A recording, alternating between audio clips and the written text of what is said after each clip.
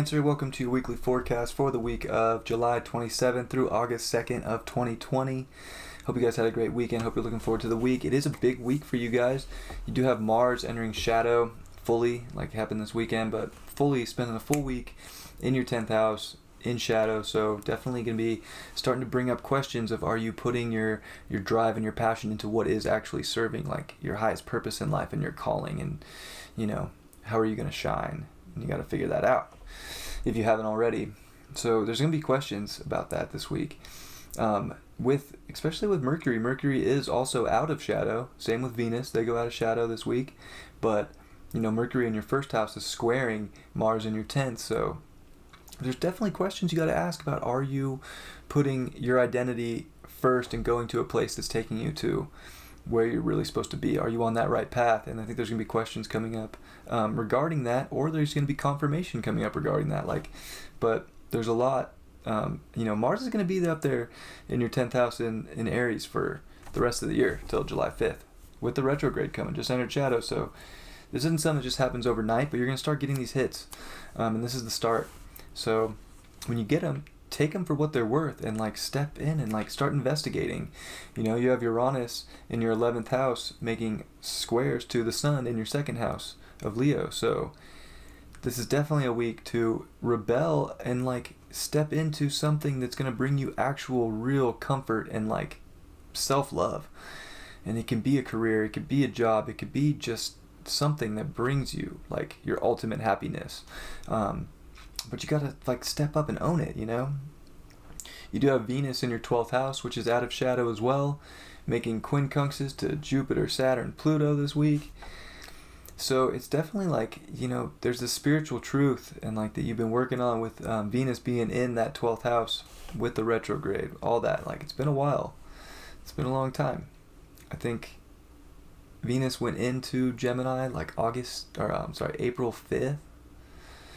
So it's been a long time, and yeah, it's time to just step up and go to your highest place. You can't be, Jupiter, Saturn, Pluto's in your 7th house. It's in your relationship house. So there's big change going on there, and there's restrictions, and there's a big test going on between relationships and your identity and your spiritual identity. And you got to go towards your spiritual truth that makes your relationships beautiful. That your relationship should be a dream. It should feel good. They're all not always perfect all the time, but you should be able to have enough things aligned that there is a flow to it. And if there isn't, you gotta question it and you gotta figure that out. Venus making these aspects to your 7th house, which has already got 3 retrogrades in it with big, powerful planets. It's a crazy year for that, just for your 7th house in general. And then this week is asking you to make it, to really figure out your values, and is it something that you truly love, and is it aligned with your spiritual truth, and is it aligned with your true identity, your authentic self? And I think there's a lot of questions that are going to bring that up this week.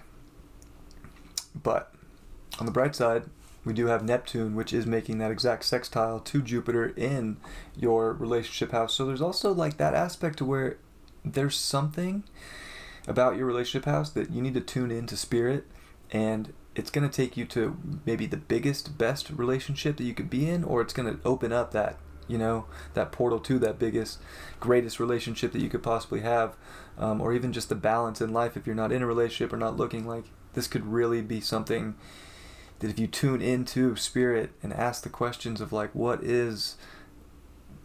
am I going in this direction of partnership and balance in life, there's a hit there that's going to absolutely open up one of the biggest, most beautiful doors ever.